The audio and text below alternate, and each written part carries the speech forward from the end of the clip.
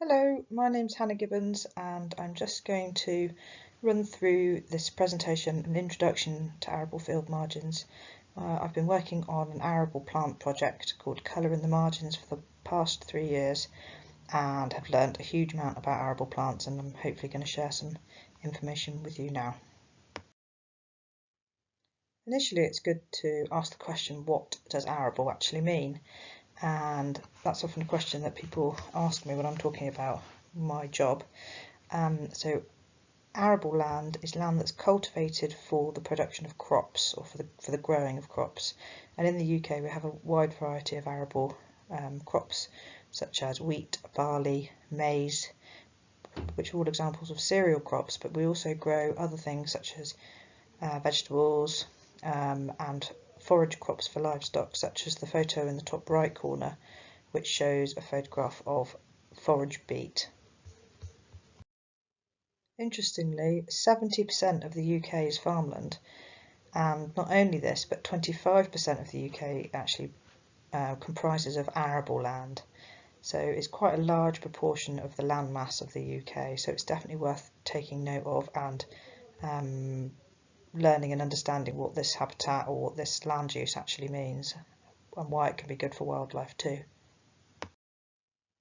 Many people think that arable fields are really boring and rubbish for wildlife, but actually, when managed sensitively, arable fields provide excellent habitat for a wide range of animals and plants, and in fact, lots of arable fields provide habitat for a huge number of rare birds, for example, such as seal bunting, corn bunting and stone curlew. In addition to this, arable plants comprise the most threatened suite of plants in the UK, which means if you listed the rarest and to the most common species of plant, so at the top of your list you'd have got the rarest species, and at the bottom of your list the most common, and then you colour coded them by habitat, you would find that many of the species towards the top of the list, so the rarer species, tend to be associated with disturbed ground, and arable fields provide this habitat.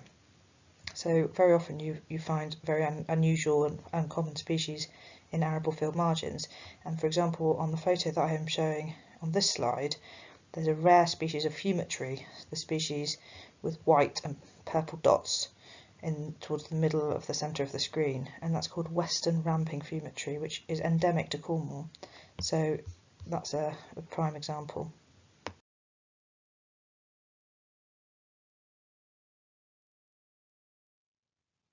Arable plant communities have been affected by changes in management for a very long time. In fact, in the UK we have been farming crops, so therefore having arable land within the UK since for 8,000 years, which is an incredibly long time. So therefore we've created quite a cultural connection with a lot of the plants that are associated with arable fields, such as poppies and corn marigold. But changes in recent history have actually been quite detrimental for arable plants, and many have become quite uncommon. Interestingly, many of the plants that we actually have now that are classified as arable plants aren't necessarily truly native to the UK, but actually were brought to the islands of the United Kingdom when humans migrated through Europe and into the UK.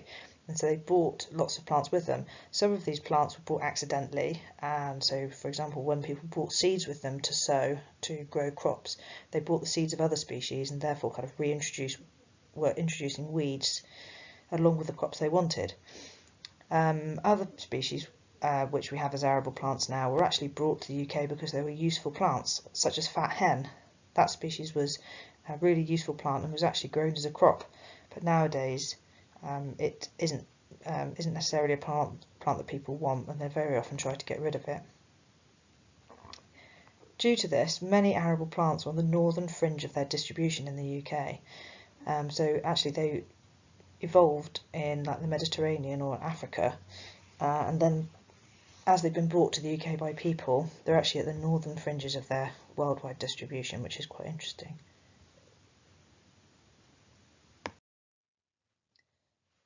So why are these arable plants, or why are many of these arable plants now uncommon? So in the late 1800s, we humans became a lot more efficient and effective at cleaning seeds.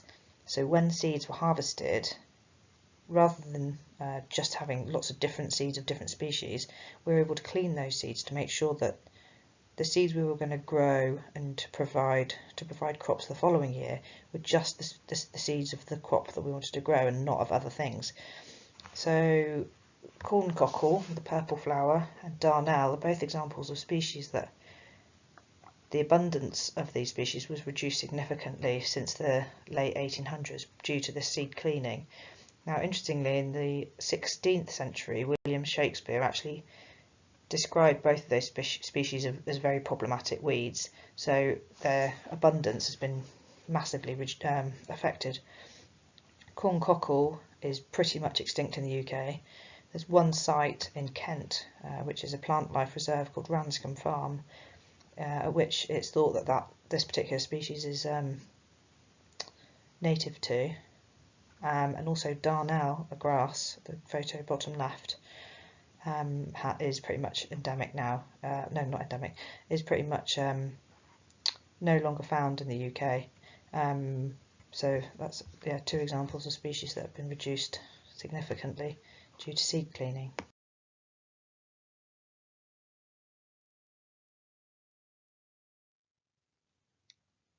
The use of herbicides since the mid-1900s has also caused a significant reduction in the abundance and diversity of arable plants growing in amongst crops. So interestingly, this graph shows that seed density, or the number of seeds you might find in a specific volume of soil, has reduced since 1900 to the year 2000, which again is due to use of herbicides. This graph refers to pesticide use, so not just herbicide but also fungicide and other types of pesticide that's been applied to all crops in the UK. And even since 1990, you can see that the average use of pesticide use has actually increased, and it's almost doubled. So this isn't something that's only happened since the 1950s, but even in my lifetime, the use of pesticides and herbicides has significantly increased. And I guess many of these herbicides are broad spectrum herbicides, which means they pretty much kill anything. But then there are other types of pesticides too, such as gramnicides, which are specifically aimed at killing grasses. So there's lots of different types, but this general increase in herbicide usage has definitely had a negative impact on arable plants. Again, since the mid-1900s, fertiliser use has gone up significantly, and as you can see on the graph on the right, this has significantly also affected the yield. So the amount of food that we can produce from a single area has actually also increased too, and this is largely due to fertiliser use.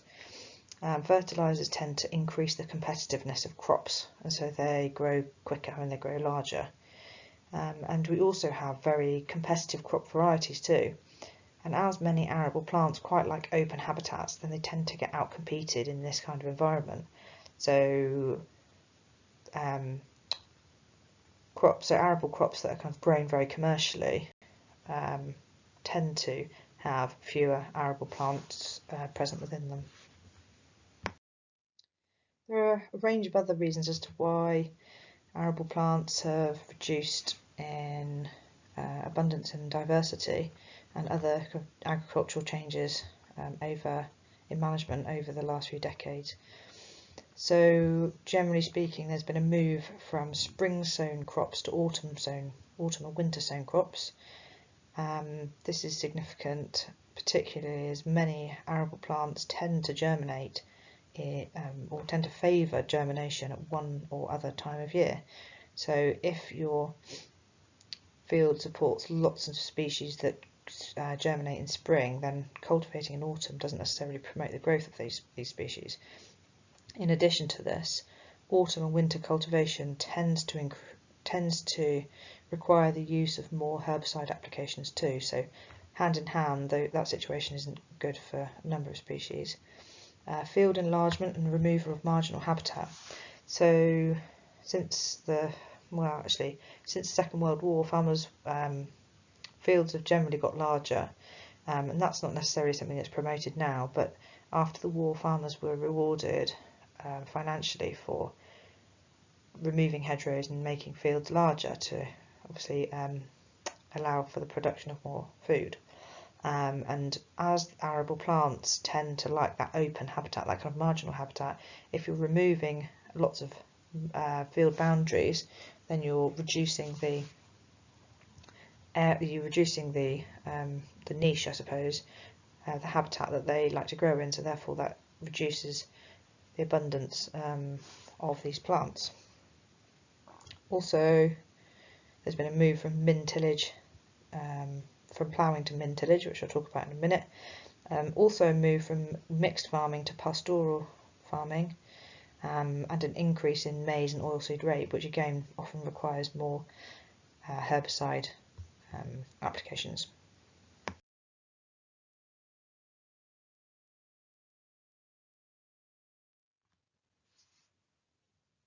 It's also worth noting that a number of rare arable plants do actually germinate in autumn and winter. And examples of this are corn buttercup and broad-fruited corn salad, and these are both really quite uncommon nowadays, and they do actually germinate in the autumn and winter. So it's although I'm stating on this slide that many plants germinate in spring, that's not necessarily always the case. So this is more of a recent change actually, a move from ploughing to minimum tillage. Now first I'll just describe what both of those management techniques actually mean. Ploughing is a fairly traditional means of turning the soil in order to cultivate the soil and create a seed bed which you then sow plants on. And on the whole it means that about 12 inches or a foot of soil is turned mechanically by dragging a plough through the soil, and then that surface soil is then often harrowed or disked to then create a fine tilth. Min-till or minimum tillage involves usually the scratching of the top 10 centimetres of the ground to create the bare ground which you then sow the seed or drill the seed into. So that's quite a change. Now actually this photo is a bit not 100% accurate, because this field was actually direct drilled, which means that the seeds are just put directly into the soil and no disturbance is carried out whatsoever. So the main reason we're moving from ploughing to min-till or direct drilling is largely a push towards carbon sequestration. So ploughing actually involves a loss of carbon into the atmosphere, which obviously is a negative thing when it comes to climate change. But interestingly, it also goes hand in hand with a lot more herbicide usage, because the soil isn't turned and therefore the weeds, the competitive weed species aren't eradicated or disturbed enough. So this field corner actually supported quite a rare plant called small-flowered catchfly, and after 2 years of direct drilling, this is the state of the field corner. So it's very grass dominated, lots of Yorkshire fog, and there's no small-flowered catchfly because it really does require that disturbance. So this often happens when when min-till or direct drilling is carried out. You kind of get an encroachment from those marginal grasses into the field a bit. So yeah, really great for carbon sequestration, but not so good for the rarer arable plant communities.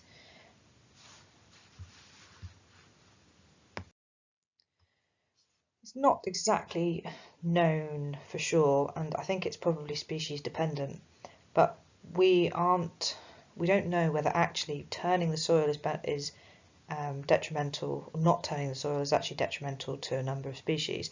And it might be that the turning of the first foot of soil on a regular basis takes down seeds into the anaerobic part of the soil profile, and we don't know whether actually the seeds are more viable for longer at that depth than only if it's min-tilled and the seeds are just kind of stay within the top 10 centimetres where it's slightly more aerobic. This is something that's a bit of a theory at the moment, but we're not exactly sure, and I guess it's probably going to be fairly species dependent and perhaps soil type dependent too. But it could be quite an interesting piece of research to be carried out at some point, particularly as there's a real push when it comes to kind of carbon storage in the soil, which is obviously really important. As a result of all the things I've just talked about, there tend to be fewer species-rich arable plant communities present now within the UK in comparison to the situation 50 plus years ago. And in addition to this, many species have become very rare or uncommon. So a few examples of of some rare species are photographed here. So bottom left we've got small flowered catchfly, the species I was talking about previously, and top left we've got red hemp nettle, which is also a spring germinating species, which tends to quite like growing on calcareous or chalky limestoney substrates, and you can also find it in quarries or disused quarries, and also shingle too, kind of shingle locations near the coast. Other photos here, we've got broad fruited corn salad in the middle at the top, cornflower to the top right, and also corn buttercup. And corn buttercup's a really interesting species. Its other name is devil's claw because the seeds have these really spiky bits that come off them, making them look a little bit nasty, I suppose, but it's quite a cool plant. So in addition to this general loss of species-rich arable plant communities, we've also had a significant reduction in farmland bird populations, and it's estimated that they've declined by nearly 60% since 1970, which is absolutely just an incredible amount. So examples of farmland birds that have kind of been affected by this as well are corn bunting, stone curlew and yellowhammer. This is quite an interesting map because it shows you the areas on the whole that tend to be more diverse for arable plants, in England that is, and those areas that aren't necessarily as diverse. So it's definitely worth not going by 100%, but it's worth having a quick look to see where you live, if you do live in England that is, to see if you live in an area that might actually be quite good for arable species or not.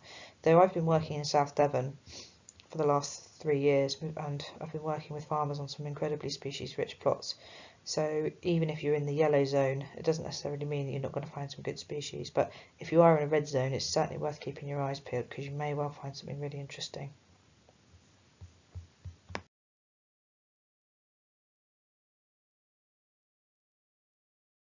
So the question is, if these species are so uncommon, or if this habitat type is so scarce nowadays, where on earth would I look to find it?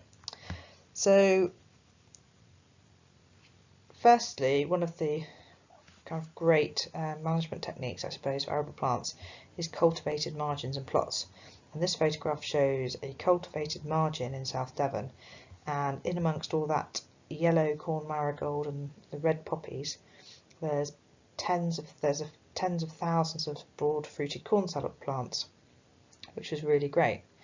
So essentially this whole field, so the area with I think that was wheat that year, I can't remember exactly, but along with the crop, the field margin was also cultivated. So it was ploughed in autumn, winter time, I think it was about October, and the soil was tanned and then cultivated, and then the outer 6 metres of the field was left unsown, and the rest of the field was sown as normal, and then it was treated with herbicide, and it was managed fairly conventionally. But the outer 6 metres, so the colourful bit in this photograph, was then left. So it was cultivated, it was ploughed, and then it was harrowed, and then it was left. And then we had a huge amount of colour, lots and lots of plants came up. All these plants were actually present in the seed bank, so this wasn't sown, and created an incredibly colourful margin. Not only that, but supported some really rare species too. So cultivated margins are great, but you can carry out the same management as a plot. And in Wiltshire, I know that cultivated plots are put in very often larger arable fields in that part of the country, and they're installed and managed for the benefit of species such as stone curlew, which is a really great management for those species. And so you get lots and lots of rare plants very often present in the plots that also benefit a rare species such as stone curlew.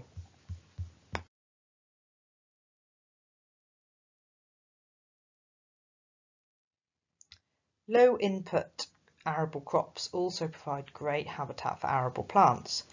This photograph shows a forage beet or forage turnip field in the Lizard in Cornwall, and the farmer just didn't get around to spraying it. And you can see the kind of spinach leaves. That's the forage beet, and then in amongst the forage beet there's lots and lots of dead nettle, cut-leaved dead nettle, and common field speedwell, scarlet pimpernel. None of these species are particularly uncommon, but they provided a really amazing array of flowers, and the whole place was buzzing with hoverflies and other insects. So these low input crops can be kind of, I guess, produced accidentally, like in this case, but also they can be carried out on purpose, maybe supported through agri-environment scheme. Agri-environment schemes too. And so in South Devon, for example, many farmers manage spring barley crops through a low input strategy, so not very much fertiliser and no or very low herbicide applications, and that's managed for the benefit of Searle buntings, a particularly rare bird that you find in that part of the country. So really, great habitat type for this for arable plants.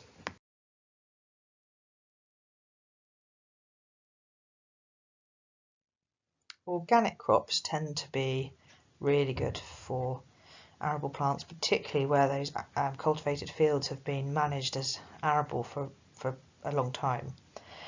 So this particular photograph shows a spring barley and pea crop, which was managed as whole crop silage. So the entire field, well, actually apart from the margins in this instance, were harvested and then used as a silage crop for an organic beef herd. And these small white flowers that you can see that look like stars in the sky, that's all cornsparrow, which is a species classified as vulnerable in the UK. So as you can see, there's absolutely tons of it. So yeah, organic arable crops can be great places to look for arable plants.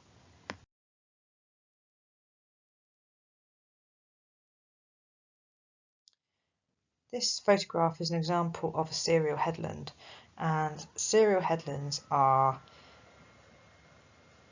they're cultivated like normal, and then they're sown with a crop, so the same as the rest of the field, and then when the main part of the field is sprayed with herbicide, as in a conventional farm would do, the margin of the field is left unsprayed. So as you can see, in amongst the barley plants, you can see lots of marsh woundwort and prickly sow thistle. But this photo doesn't necessarily show any particularly rare plant, but it does show that you've got lots of flowering plants in amongst the cereal headland. So that sometimes can be a good place to look for arable plants too. This particular field was put in for the benefit of corn bunting on the North Cornwall coast, because the corn bunting quite like feeding their young insects. And when you've got lots of flowers in amongst your crop, then you also have lots of insects. So therefore you're providing corn bunting food to feed their young, which is good.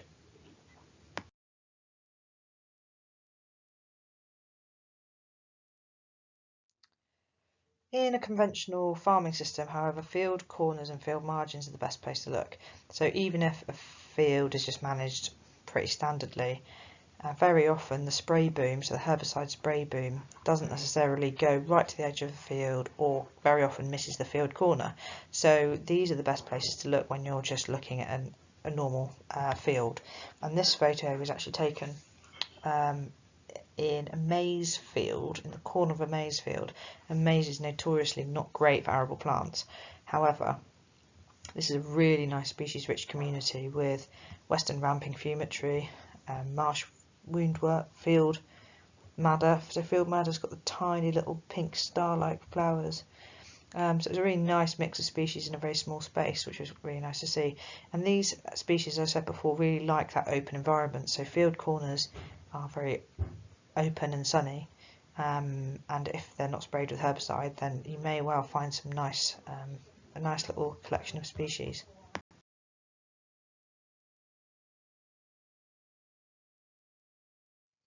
All in all, arable plants and species-rich arable field margins are a bit like a treasure trove, because you never really know what plants you might find at a given site.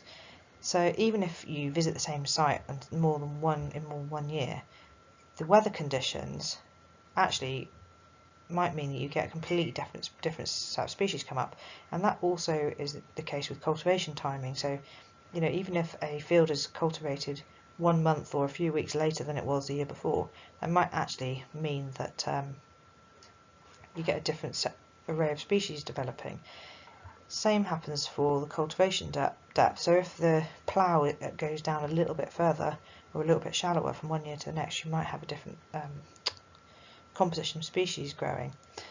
But also, even in one field, the soil type, so you might have a slightly clayey corner, for example, or a slightly sandy corner, or an area where the soil's thinner, then you often get different species in those areas too, so that kind of creates a different variable. In addition, historical management makes a bit of difference. So like I said, if organic fields have been managed organically for a long time and they've been arable for a long time, then you might actually find some really interesting stuff. So the historical management does actually also play a part in terms of what species you might find.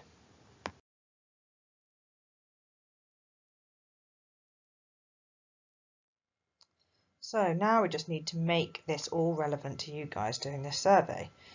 So arable field margins are unsurprisingly classed as a linear feature, so a bit like a hedgerow. As such, the plot that's monitored and surveyed needs to be 1 metre by 25 metres. The main aim, or the generalisation, is that the plots will extend 1 metre into the area being cropped for cereals, maize, oilseed rape, root vegetables, etc. So the area you tend to want to look at is actually the margin of the edge of the actual area that's being cropped, the area that's growing the crop. Definitely ignore fields that are being used for the production of perennial crops such as fruit or biofuel, because they won't be cultivated as regularly, and it's that cultivation that we really want. In addition, it's worth noting that there might be other things along that field margin. So you might have a grass margin. The grass margin might be 4 or 6 metres wide. There might be birdseed strips or plots that have been sown, so that's worth looking at. And if they've been sown, then it definitely shouldn't be included within the survey plot. So really,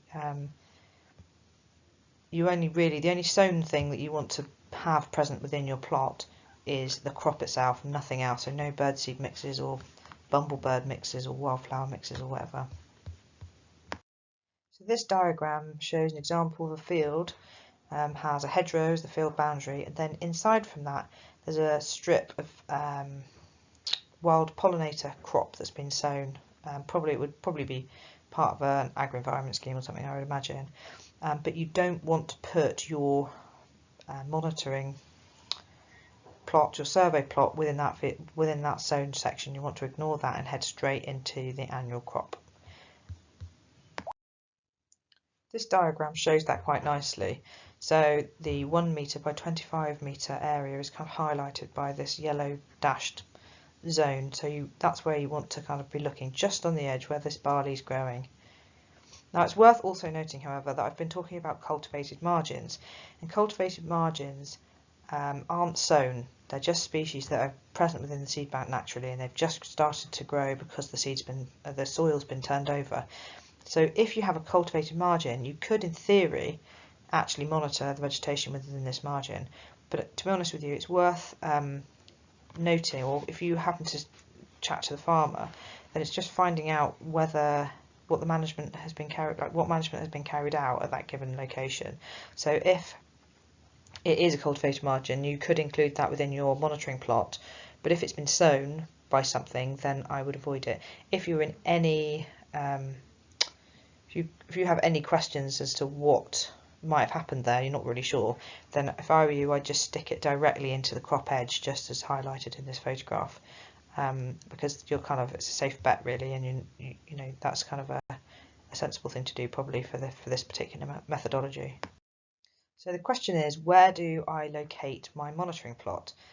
And if you refer to the guidelines, you'll actually want to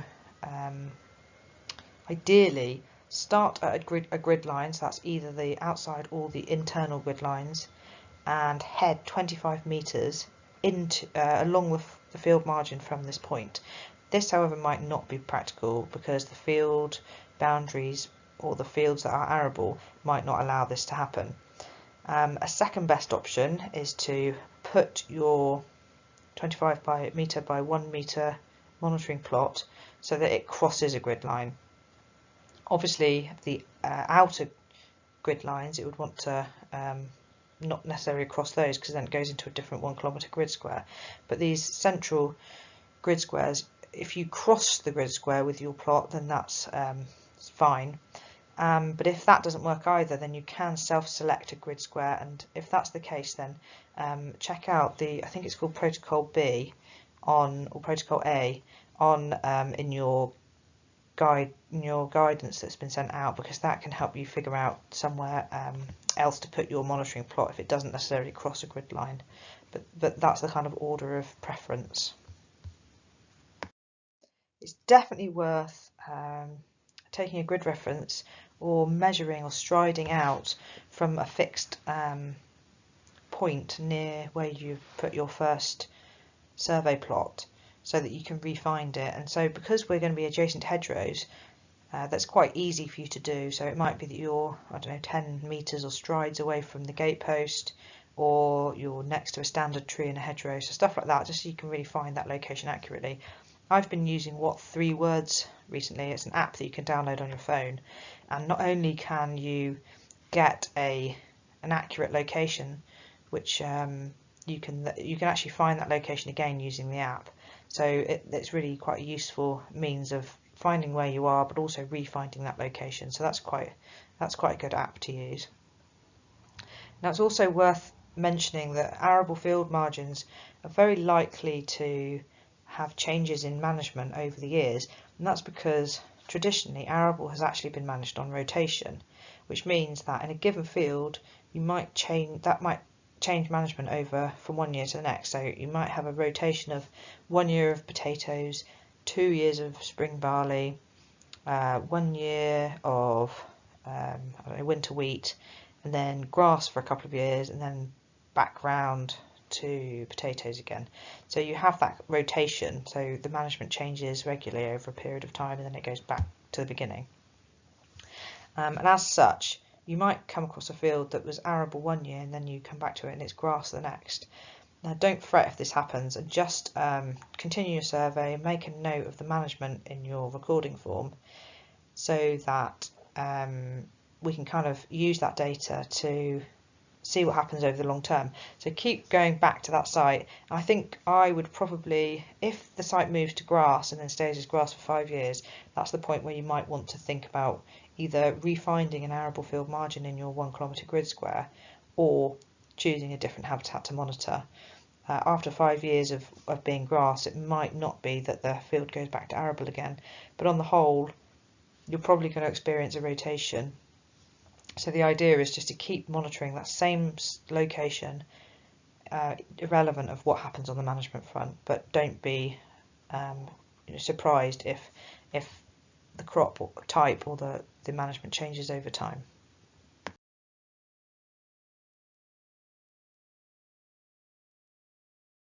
The first species we're going to talk about, so I'm just going to go through all the National Plant Monitoring Scheme positive and negative indicators for arable field margins.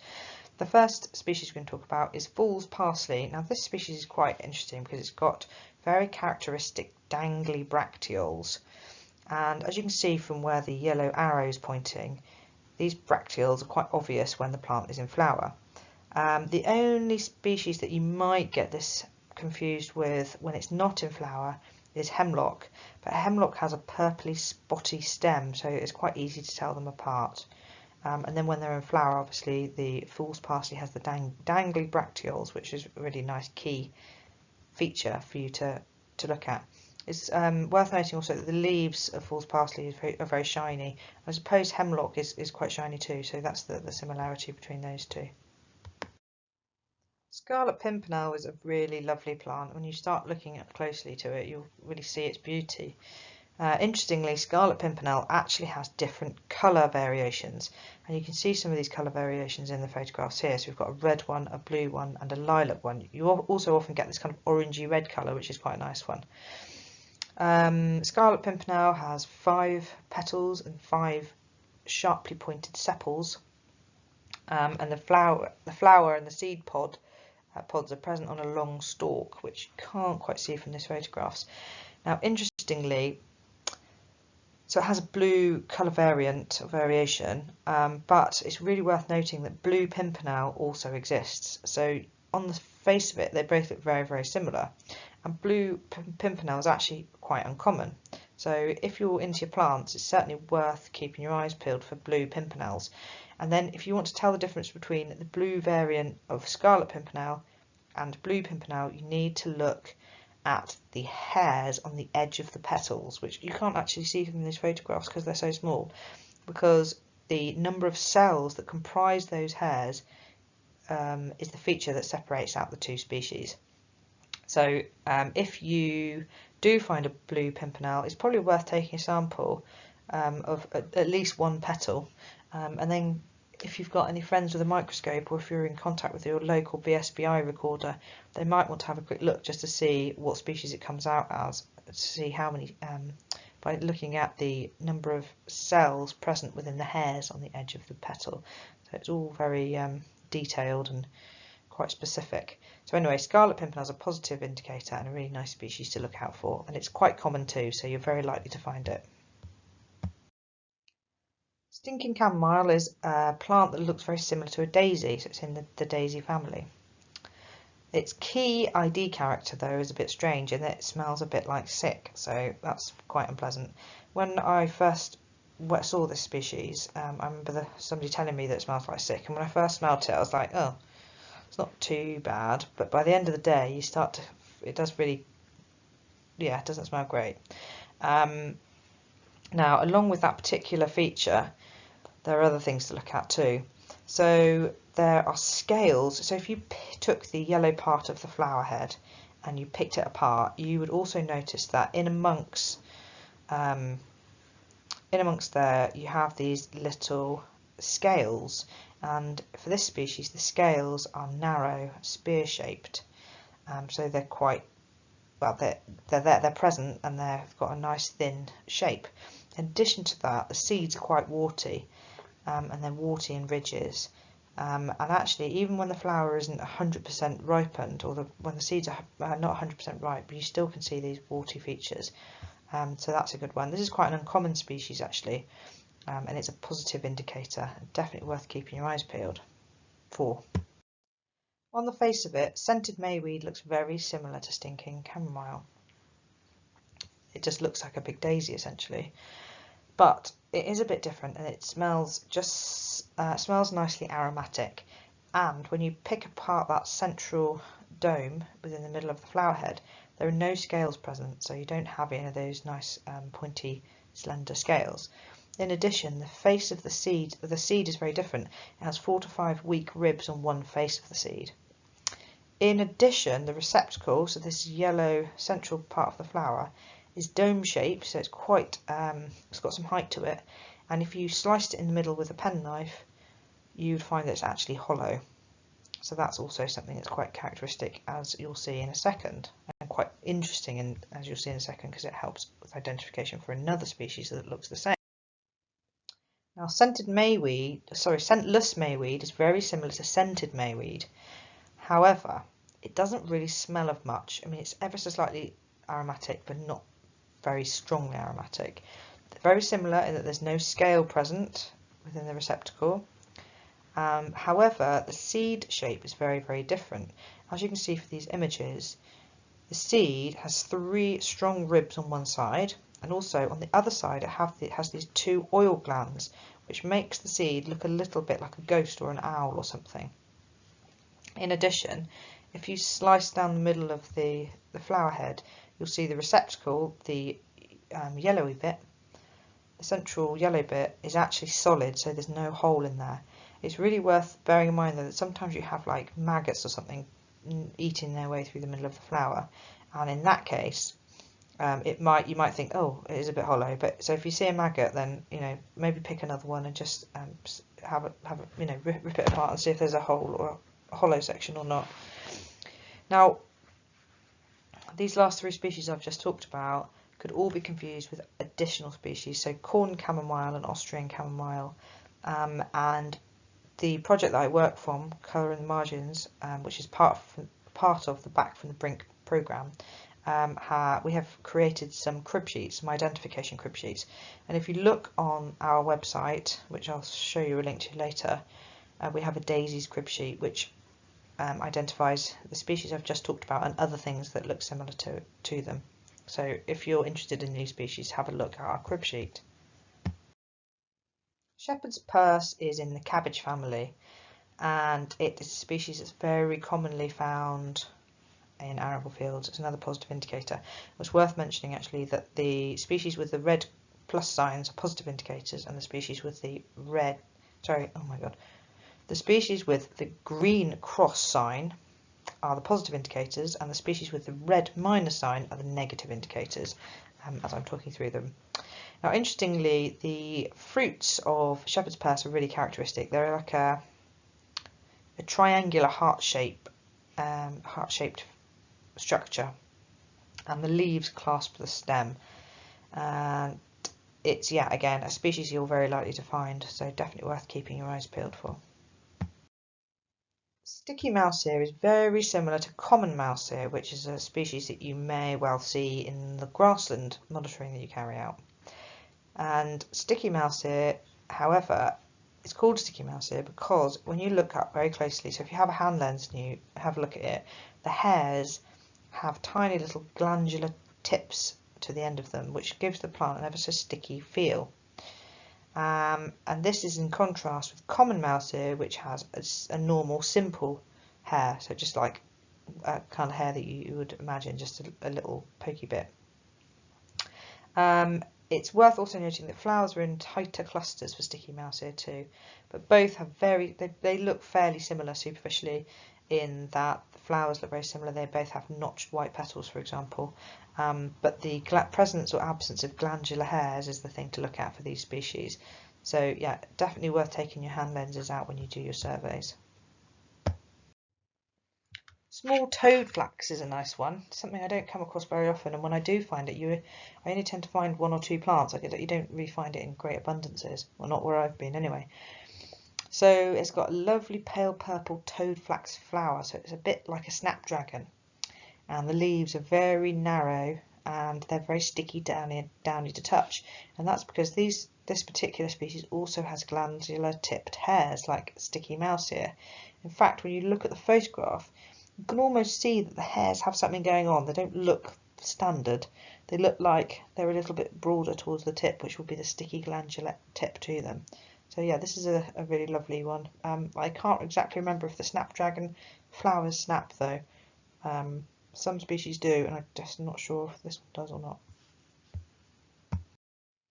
Possibly one of my favourite arable plants, sharp-leaved Fluellen, mainly because it's got a really cool English name and Kixia is its Latin name, which is pretty cool too.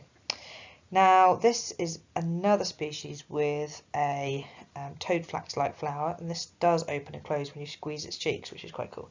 And also the beautiful purple and yellow flower is just incredible. It's one of those things that when you see it up close it just looks amazing, but because it's quite a small plant, people would probably just walk past it without really paying attention. Now interestingly, the leaves are triangular with arrow-shaped bases. As you can see from the photograph at the top right, the kind of arrow-shaped base of the leaf is quite obvious. It's quite a sprawling, scrambling kind of plant, and it is slightly more common than its close relative that we're going to talk about in a second. The real key identification feature for this species is that the flower stalks are hairless too, so that's worth looking at. You can see from the photograph on the left how the flower stalks don't have any hairs on them. Of the two, this one's probably my favourite. It's round-leaved Fluellen, and interestingly the flowers are just a little bit more contrasting in colour. The purple is just a bit darker than sharp-leaved Fluellen. And also, in my opinion, it tends to be a bit more upward growing. As you can see, this species, particularly when it's young, this species definitely looks like it's going upward rather than sprawling around instantly. Another key feature here is the fact that the bottom part of the leaf is oval. It's like rounded at the base, which is different from the sharp-leaved Fluellen. But when they're young, they can look quite similar, so it's worth bearing that in mind. The flower stalks are woolly, hairy. That's a really, really key indicator to help you identify this species. And round-leaved Fluellen is just ever so slightly less common than sharp-leaved Fluellen.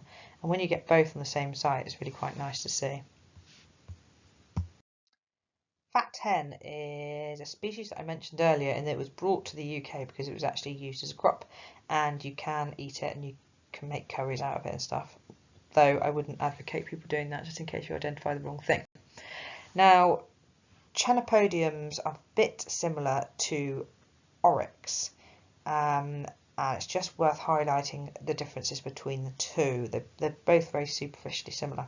Now, Chenopodiums and fat hen specifically, if you look at the flowers, you'll see that they're present in like ball-like clusters. So that inset photograph on the left, top left, you can see that the flowers are these kind of little ball-like clusters. That's quite interesting. Now, Oryx are a little bit different in the flowers. This is the photo bottom right.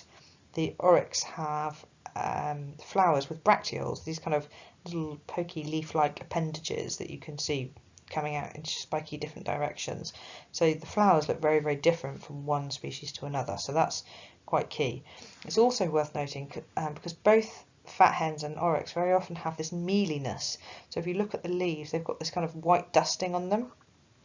Now, if you looked closely at a leaf with a hand lens, you would see for fat hen and the other Chenopodiums that those little mealy grey bits are actually circular, and then they're sausage shaped for the Oryx. So that's also a really key difference. Apart from actually when some of the Oryx get a bit mature, the sausage shape mealy particles actually burst and you end up with like a kind of salty sheen on the surface of the leaves. But fat hen tends to keep it circular, mealy little lumps throughout the time. But also the mealiness can come off as the plant matures as well, so that's worth noting. But fat hens, spurges are really quite cool, and they are almost like alien plants. As you can see from these photographs, they're very, very odd looking. Now on the left we've got dwarf spurge, which is one of the positive indicators, and on the right we've got sun spurge, which is also another positive indicator. But in the middle we have petty spurge, which is a bit different and a lot more common. And as you can see, I don't think it looks as showy or as kind of nice as the other two. In fact, that photograph on the right had both petty spurge and sun spurge growing next to each other on an allotment near me, next to my allotment, and I thought that was quite a nice photo to take. Anyway, so dwarf spurge on the left has narrow, untoothed leaves, and the flowers are exceeded by long, narrow bracts, and that's what gives this plant a very spiky appearance. Sunspurge, on the other hand, has a single erect stem, and it has a ruff of these kind of overly umbel bracts that creates this ruff at the base of the flower, and that's quite characteristic. And also the whole plant looks quite yellowish in flower. Plus the flower glands, which you can't quite make out from this photograph, are oval. It's definitely worth having a look at a few spurges up close, because you've got some really interesting features to look at. Now, Petty Spurge almost looks like a bit of a sorry version of Sunspurge, and the leaves are stalked too, which is interesting. In addition to that, the flower glands are crescent shaped, and again, you can't quite make that out from this photograph, so definitely worth having a look at spurges closely with a hand lens. And if you've got a field guide as well, then that's even better, because you can make those comparisons between one and the other, and also look at the flower glands too. Fumitories are definitely up there when it comes to my favourite arable plants. Interestingly, each of these photographs shows a different species of fumitory, so you can see that they're actually very similar to one another, but they can be told apart. Not that you need to do it for this survey. So if you find a fumitory, it doesn't matter what species it is, you can just tick that off the list. It's a really nice positive, a group of positive indicators. So yeah, you don't necessarily have to know the ins and outs, but it's worth noting that the things that help with the identification are the length of the flowers, and also the length of the bracts. So the bracts are these kind of paper thin or very thin features which are present on either side of the flower. It almost look like the little flowers have got earmuffs on. So there are two separate groups within the fumitory genus, and that of the fumitories, which are when the flowers are less than 9 millimeters long, and ramping fumitories, which have flowers that are over 9 millimeters long. Now, interestingly, fumitories tend to be more common to the east of the UK, and ramping fumitories tend to be more common to the west of the UK. So that's quite a nice thing that kind of help you figure out what species you might have if you did want to look further into identifying species. But I would suggest you can give it a go, because there's some they just look really cool, these plants. And the leaves are really distinct too. They're quite waxy. They often have like a bluey, grey coloration to them, and they're very finely toothed. They're really nice species. Here we're showing a positive indicator and a negative indicator, because they actually both fall within the same family. We've got cleavers on the left and field madder on the right. Cleavers is a species that most people would be familiar with, otherwise known as goosegrass or sticky willy. The leaves are present in whorls of 6 to 8, and the stems are 4 angled. It's the plant that people used to chuck on each other's back, and then it sticks to clothing. So it's a species that many people are familiar with, but in an arable field situation, it's actually classed as a negative indicator for this survey methodology. Field madder, on the other hand, the plant to the right, is a really nice, small, scrambling plant with tiny pale pink flowers, and the leaves are present in whorls of 4 to 6.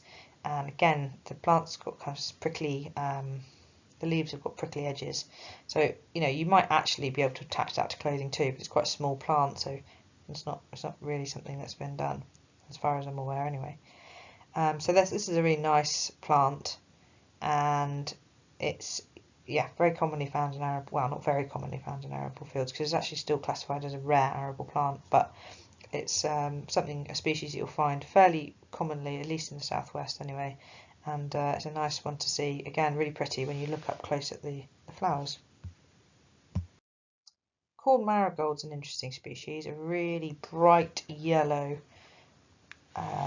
daisy-like plant, very nice golden heads, quite a large plant, and the leaves are quite characteristic, and they're grey and waxy looking. Corn marigold can be really abundant within a field, but it is vulnerable, classed as vulnerable nationally, so it's still actually quite uncommon. but where you find it, you might find it quite abundantly. I have definitely found quite a number of fields with lots of corn marigold down here in the southwest. It does tend to quite like sandy or shaly soils. So that's a really nice one. When you see a huge field full of it, it looks absolutely glorious. Henbit dead nettle is another positive indicator, and I really like this species. It has very nice whorls of these lovely kind of pink flowers, and the leaf-like bracts form like a nice collar or a ruff around the underside of these flower bracts. So it's really nice plant. It looks very distinctive. It looks like the leaves kind of go all the way around the stem, which is quite distinctive. I guess you could really mistake it for red dead nettle, but red dead nettle is different in that it doesn't have that kind of rough appearance. It just has normal looking leaves, but I guess on the face of it, it could be similar. However, I do think henbit dead nettle does look very pretty in comparison. Black medic is another species to keep your eyes peeled for. It's related to clovers. So the thing to look for in this species, it's got a yellow flower, but the other plant, there are a couple of other plants that you might find with yellow flowers, and the key thing to look for is that each of the 3 leaflets that form the leaf has a tiny little mucro, a little pointy bit that pokes out the tip of the leaf, the leaflet. And a way to remember this is that medics inject. So black medic has tiny little a mucro, looks a bit like an injection or a syringe poking out of the tip of the leaflet. And so the other species you might see is lesser trefoil and hop trefoil, and those species do not have that feature. So that's quite a nice clear thing to look for.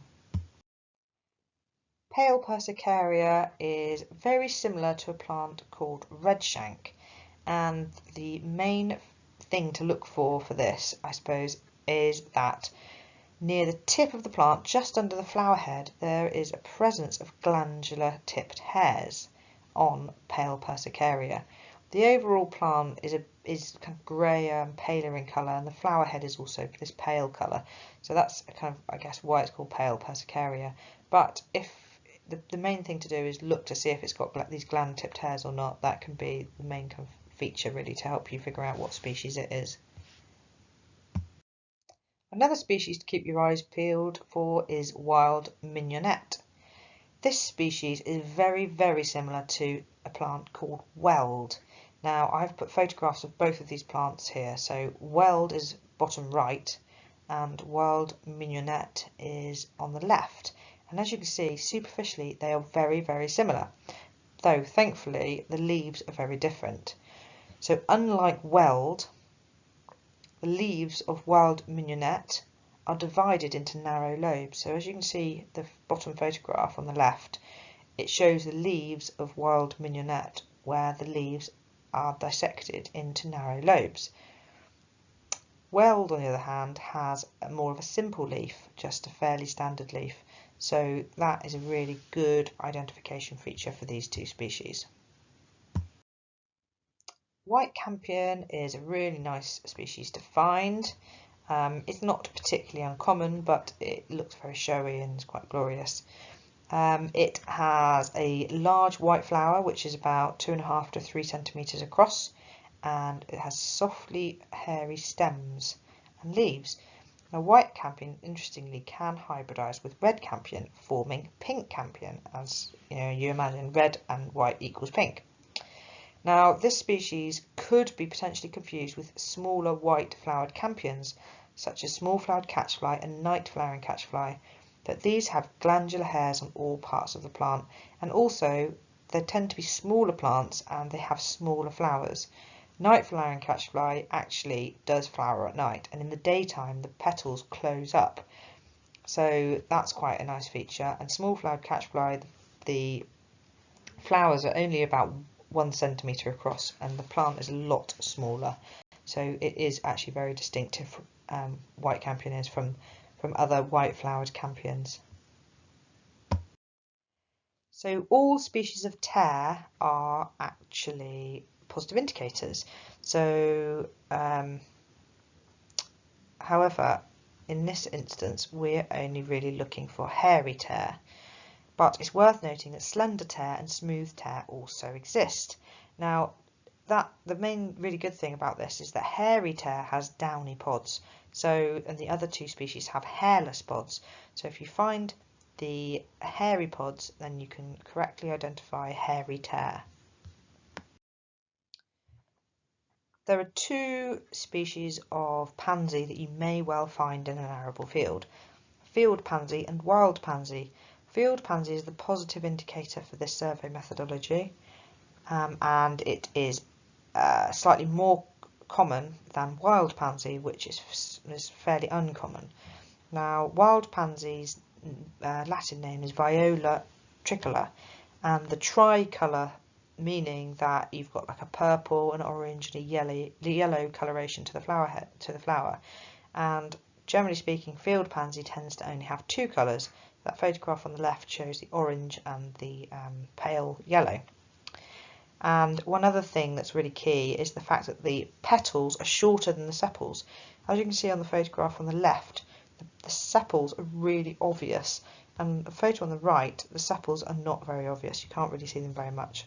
So that's something also to keep your eyes peeled for. Now moving on to some of the other negative indicators. Blackgrass is actually a species that's become a lot more abundant in the UK over the last few decades. It used to be quite uncommon, but now it's becoming more common. Now, it is quite problematic, particularly towards the east of the country. Well, at least in England. I'm not exactly sure about other Wales or Scotland or Northern Ireland. Now, a really nice key indicator for this species is that the flowering spike, the head of the flower, tapers towards the tip, so it gets narrow gradually, and that's not the case for marsh foxtail or other species. They abrupt more quickly when you look at the top of the head of the flowering spike. So yeah, that's quite a nice species. Well, not a great species, but it's an interesting one to find. Creeping thistle is one of many species of thistle.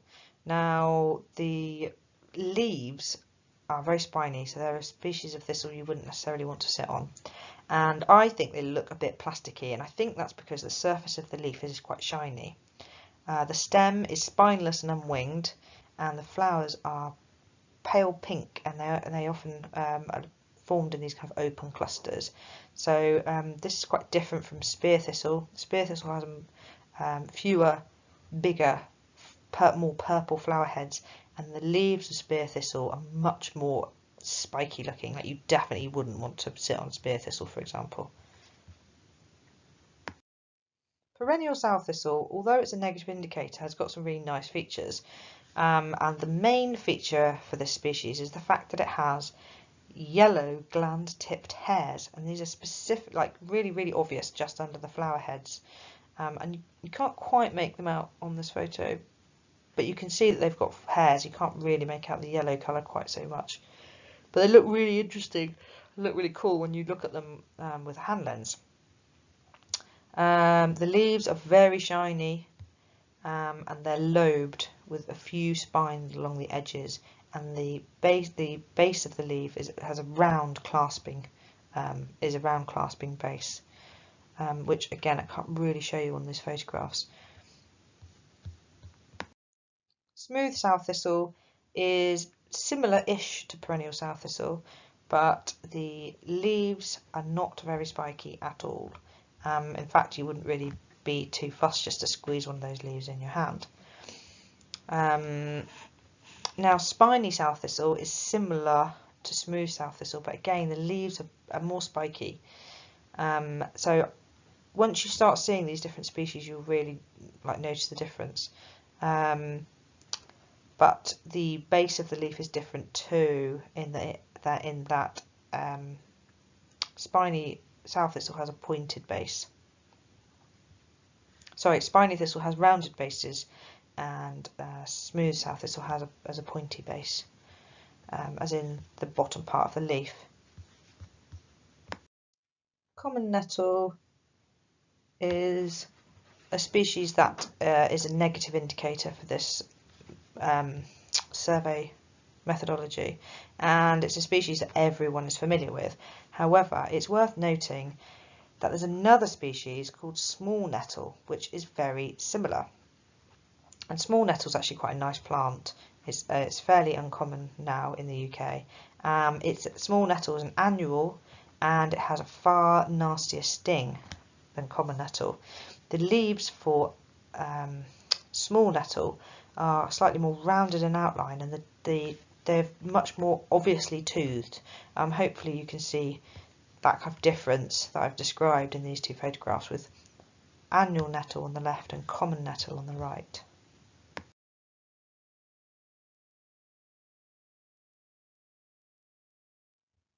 We've got a whole range of potentially useful resources on our Colour in the Margins website page. As I mentioned before, Colour in the Margins is one of the Back from the Brink projects. And so if you go to this website, if you go to our page following this website link, you go to the bottom where it says downloads. It's like a yellow bar and it says downloads, and if you click on that, then you can see all the downloads that you can access.